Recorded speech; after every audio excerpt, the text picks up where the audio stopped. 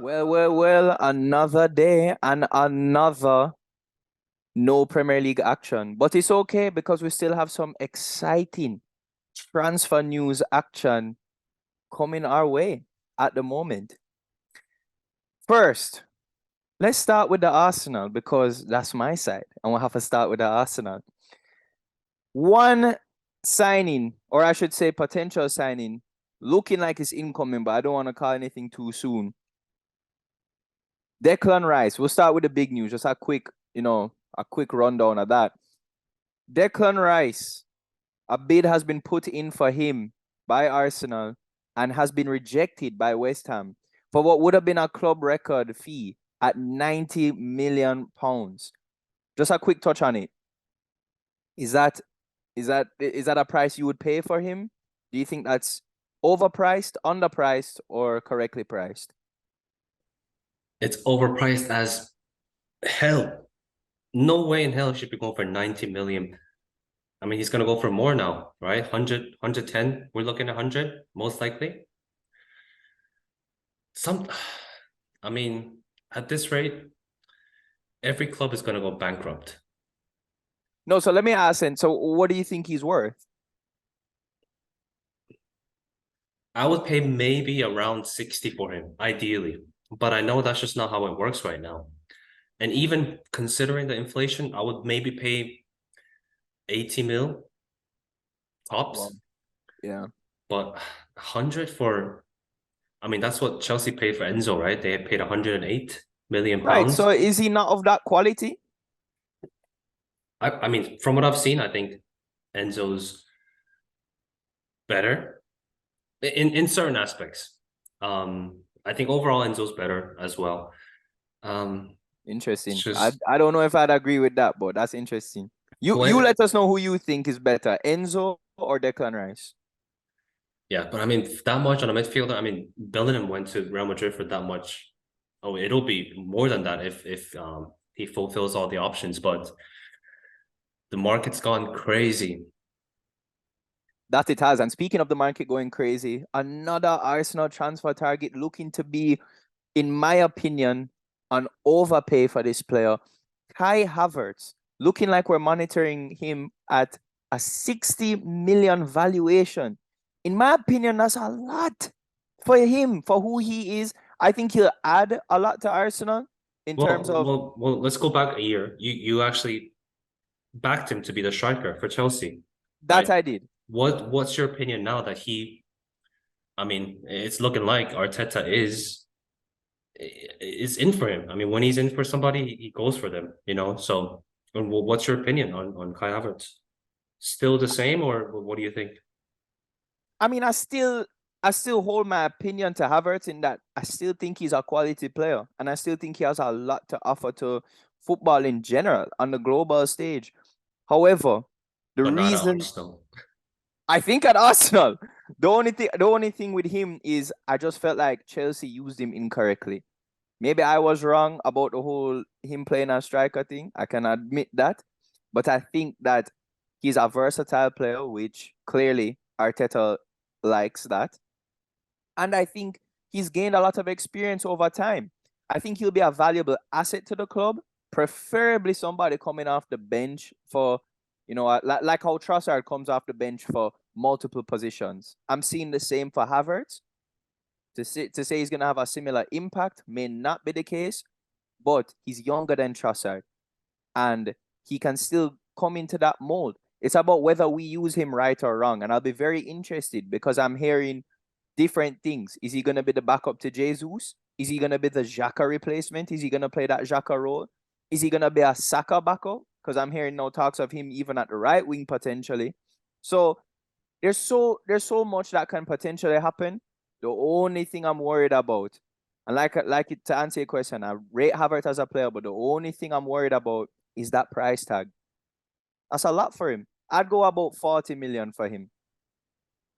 Yeah, I mean, especially if you consider that Chelsea are effectively replacing him with almost at the same price with Nkunku, who's actually proven a lot more in the Bundesliga. I know that doesn't mean much when it comes to Premier League, but this Nkunku guy has proven in terms of, the goals and the assists, especially assists, he's proved.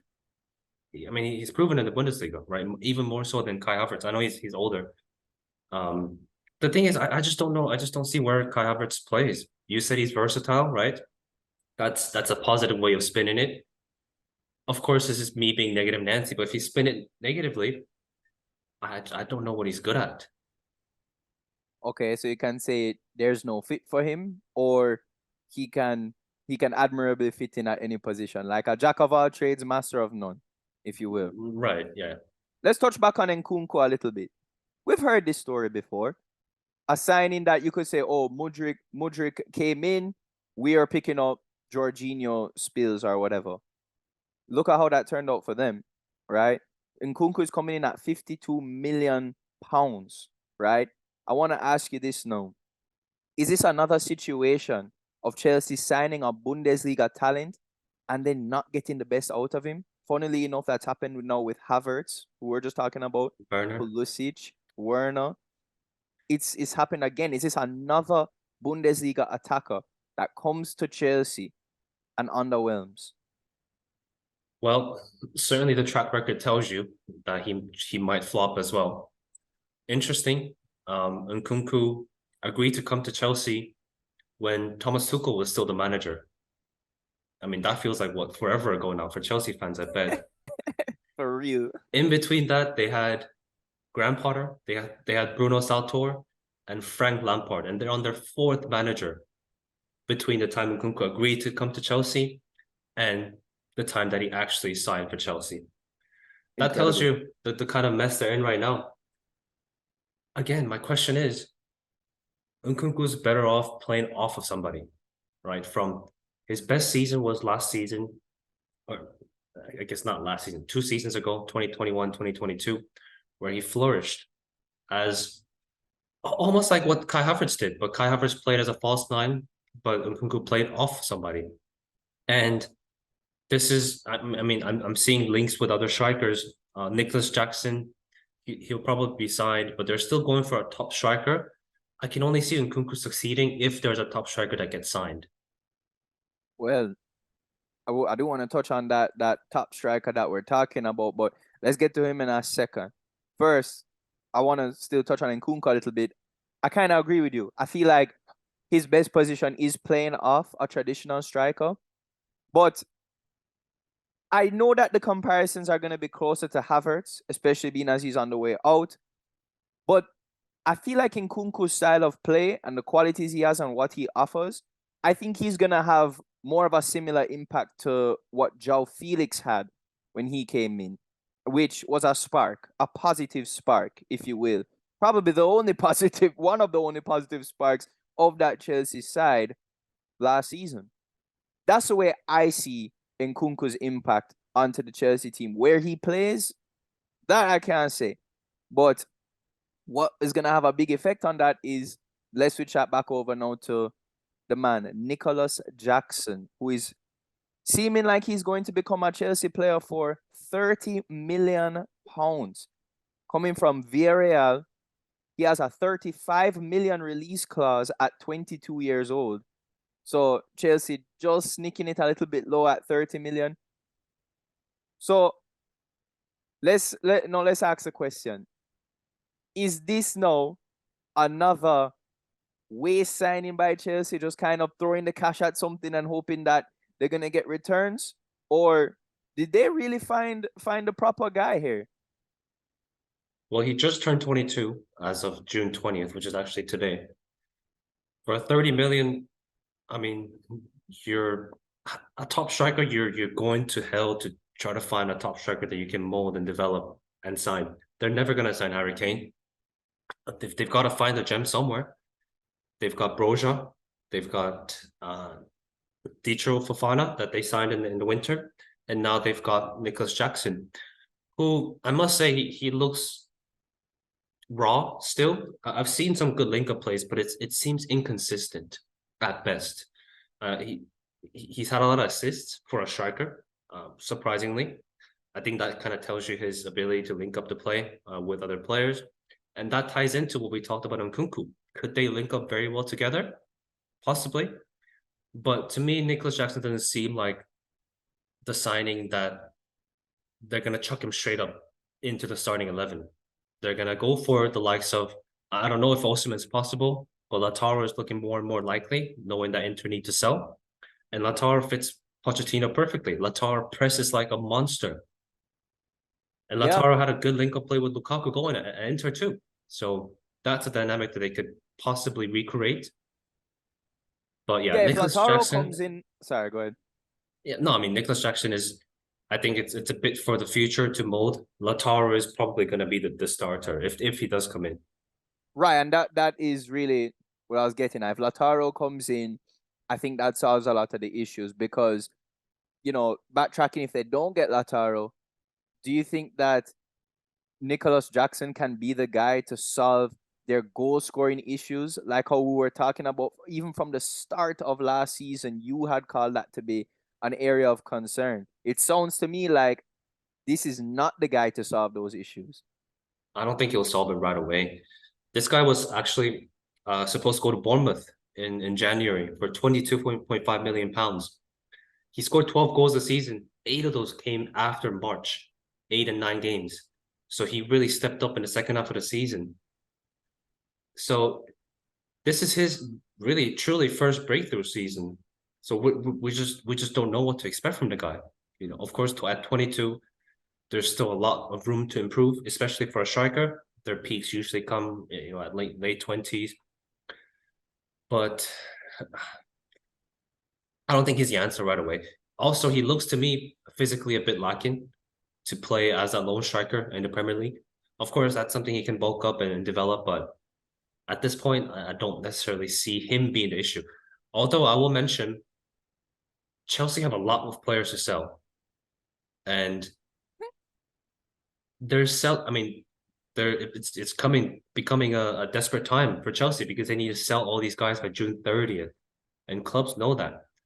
City are in for Kovacic at under around 20-25 million. Arsenal could probably bring down Havertz to at least 50 something.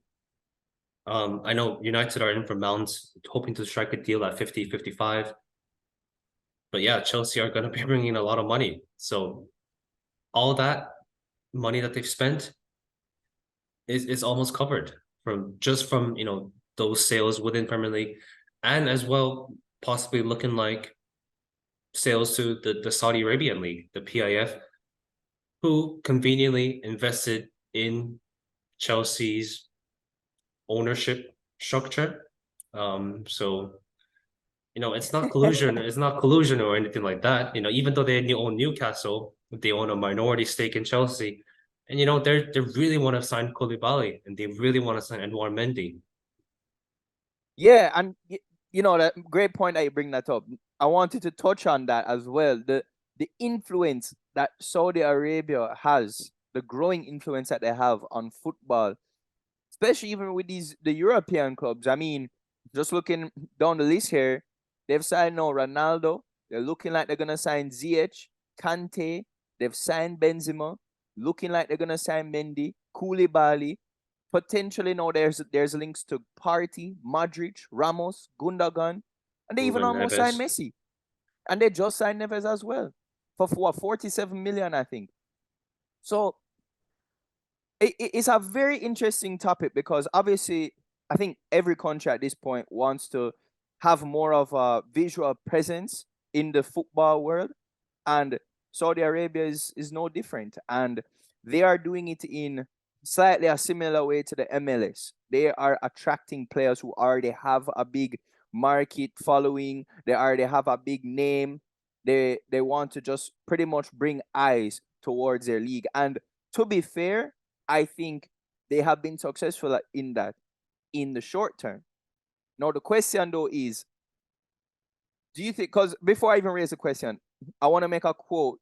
I want to read a quote from Alexander Seferin, I think he's the UEFA president or something along these lines. Some important figure in UEFA. Another one of the corrupted figures in football, yes. Okay, so he now says the system of buying players that almost ended their career is not the system that develops football. It was a similar mistake in China when they brought players who are at the end of their career. What's your take on this? Do you feel that from a fan perspective, which is more appealing?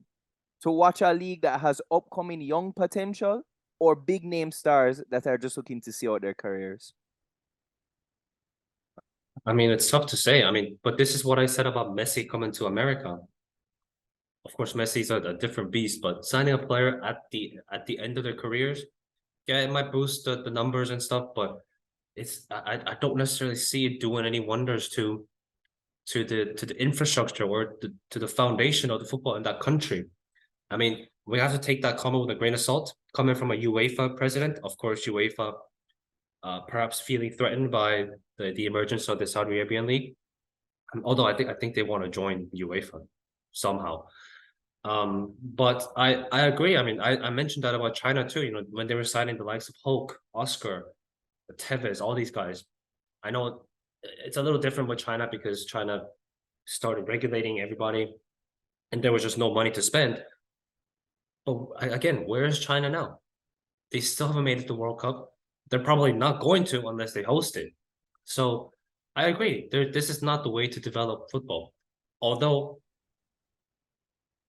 when you say young, I mean, I know you're probably mentioning the likes of, teenagers like 15, 16, 17. They grew up through the ranks, developed through them. But I mean, this Ruben Neves signing I think it could be big if this is a sign to follow something else. I've read reports that Bernardo Silva is seriously considering a move to Saudi Arabia. He's only 28. Ruben Neves is 26. They're at the peak of their careers. I mean, I knew a little bit about Ruben Neves. I knew he wasn't the most ambitious player in the world. I mean, he captained Porto in the Champions League at 18. Then he subsequently made the move to a championship side, Wolves. So that kind of tells me a little bit about what his values are as a footballer. So maybe this will just be an outlier. But if that is a trend that continues, just like how Ronaldo started a trend of these top footballers going to Saudi Arabia, that is something to look out for, certainly. Right. And you mentioned it even earlier. I think the comparison to China is not necessarily a fair one because, bro, you mentioned it. Messi is a different beast. Messi compared to Hulk and Oscar. No disrespect to Hulk and Oscar, but you're not in the same marketing bracket. Just simple as that. By the way, that's the most disrespectful thing that's said in football. No disrespect, but I'm gonna disrespect the shit out of it in my next sentence. No disrespect, but here comes the disrespect. Yeah, exactly. Nah, but I mean, it's true. They're just not. It's not comparable, right? And then I'm just thinking about it from a fan's perspective, right? You're talking about looking at the youth development from a 15-year-old, a 16-year-old coming up through the ranks. To me, like even when Theo, right? Theo comes on here and he will talk to us about friggin' Endrick before he even signed for Madrid. He was showing us Endrick. He showed me Anthony. Him and Matthias showed me Anthony before Anthony was who Anthony is now. Anthony That's Dos what Santos? yeah. Like The same United. one. Oh, The United Anthony. They show me him. They show me all these young players who some make it, some don't make it, but that's kind of the fun in it because when the player does end up making it, you can say, yo, that's my baller. I found that baller first before anybody else. It's like, all right, you're just going to watch Ronaldo. Everybody knows Ronaldo already. Everybody already supports Ronaldo. So you already have that loyalty factor, but then there's so much of an energetic side to it, an enthusiastic side to like finding these talents who nobody knows about, and you're the one finding and saying, yo, this youth is a baller, and then making the prediction that they can perform at the high levels in Europe, and then when they actually go and do it, incredible. I mean, that's incredible.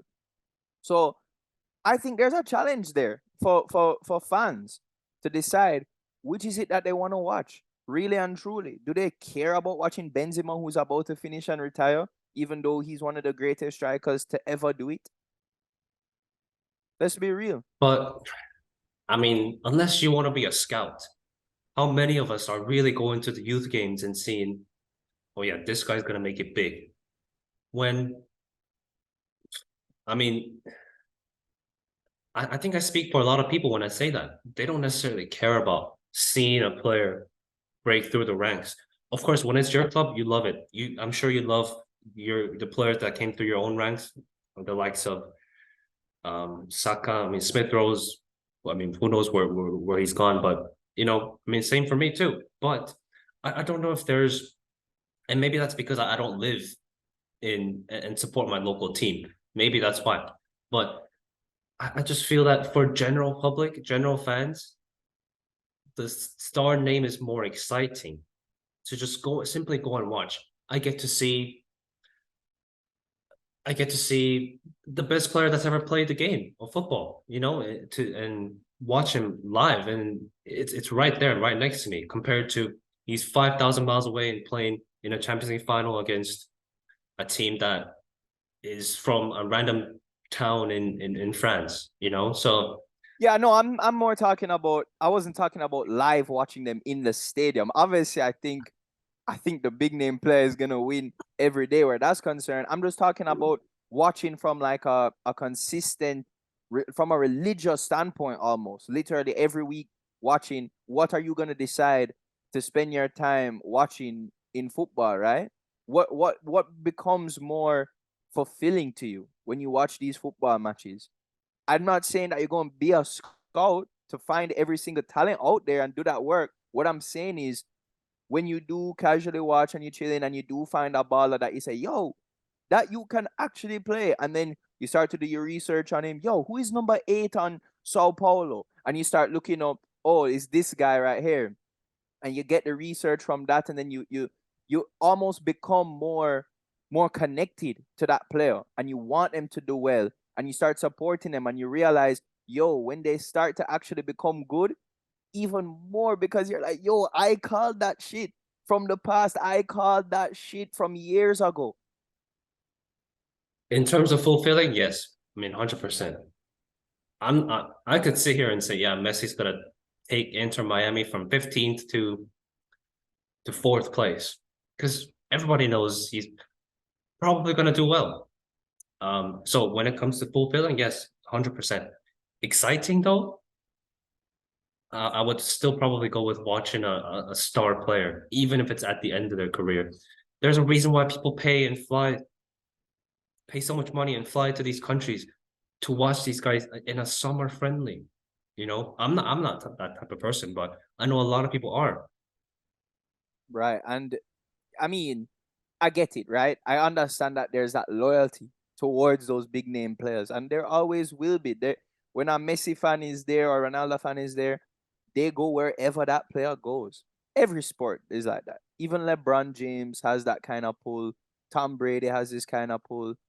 But to me, there's just something a lot more exciting when I see a player who is like in the world, like a Messi. When you watch Messi young, he's not the Messi yet, but it's like you're watching the real raw Messi of who he was when he was young. And you can find that next Messi who that player could even potentially be better than Messi in the future and be the Messi that everybody was saying, yo, we need to spend all this money to go and fly out to watch Messi. When in reality, you were there watching him before he was even costing this much money. So you just saved money by watching Messi when he was younger.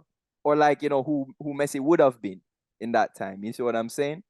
So, so who's the next Messi? Who's the Sao Paulo number 8? You tell Who us. is that next Messi? All right, the next Messi to me is Bukayo Saka. The Oh next boy. Messi. The next Messi. Uh, the closest thing about him to Messi is his height. That's about it. No, you mean, bro? The man, and the man will have the left foot, bro. He has a left foot like Messi. No, bro, nobody's got the left foot like Messi. Come on. No, but speaking of Arsenal, still one last transfer I want to look at before we wrap up is the boy Timber. Timber. I'll tell you what. I'll warn you about this guy. I mean, we were linked to him last summer. All it took for him to back out was for Louis van Gaal, who obviously holds a grudge against us for improper treatment towards the end of his career, which I don't blame him. But all it took for Timber to back out of the move was for Louis van Gaal to come out and say, if you move, I can't guarantee you'll be at the World Cup. What kind of weak-minded player backs out from that comment? I just don't get that. Lautaro Martinez came, right? There was no guarantee that he would succeed nor start, right? I mean, if you remember, you've go back a year ago, I didn't expect him to start every game whenever available, but he still came. He proved it with his abilities, and I know he wasn't the main part of the Argentina World Cup squad, but he made it to the World Cup and he won the World Cup. So for a player to back off from a comment like that, it's a bit of a, I know the beige flag is trending on social media recently. That's a beige flag to me. For a footballer to not have belief in yourself, to come to a new club, new country, new league, and Wait, say, hold on, freeze though, before you continue. Can you explain what the beige flag is, please? I mean, it's what it is. Red flag is it's just a no, right? I wouldn't call Timber a simply no just because of that. A beige flag is almost like a warning sign, pretty Like much. a so-so, like iffy, Right, skeptical. right. Okay. So I mean, I want to hear your thoughts about what I've just said, because to me that's a worrying sign. If you ever wanted to become a top professional footballer, you need to have the belief in yourself. I don't want to just look on this and say he lacked the mentality. I think players got to do what they got to do for their own careers. They only have one career, right? And if it's, one World Cup might be your only World Cup for some players. Not everybody has the luxury of Messi and Ronaldo to guarantee their spot at every single World Cup.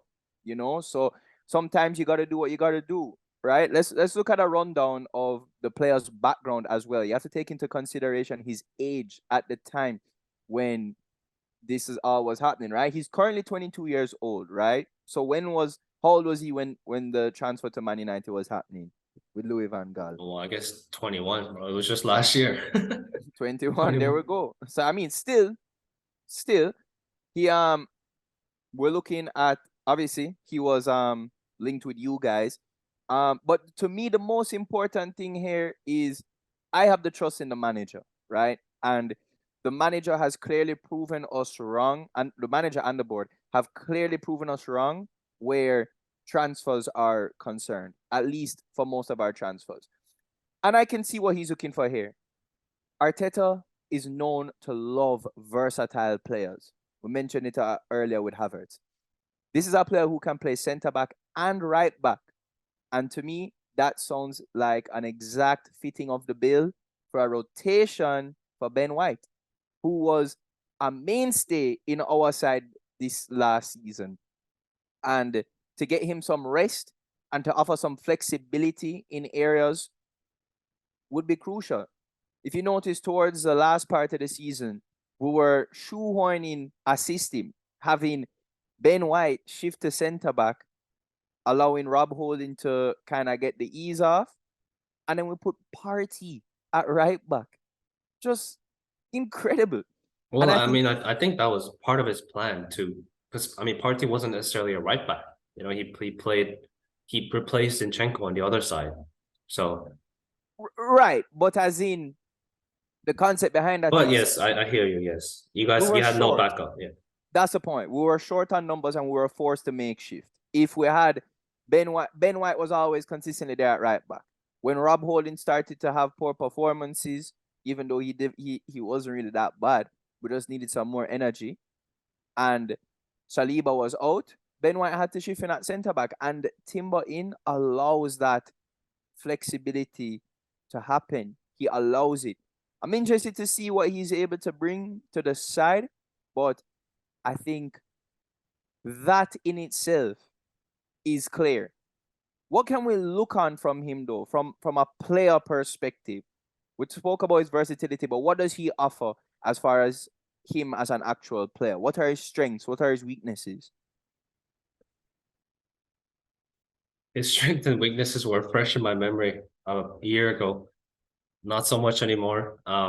I know, of course, as any defender that Arteta's probably targeting, he's excellent on the ball. That was one of the main things that we looked at.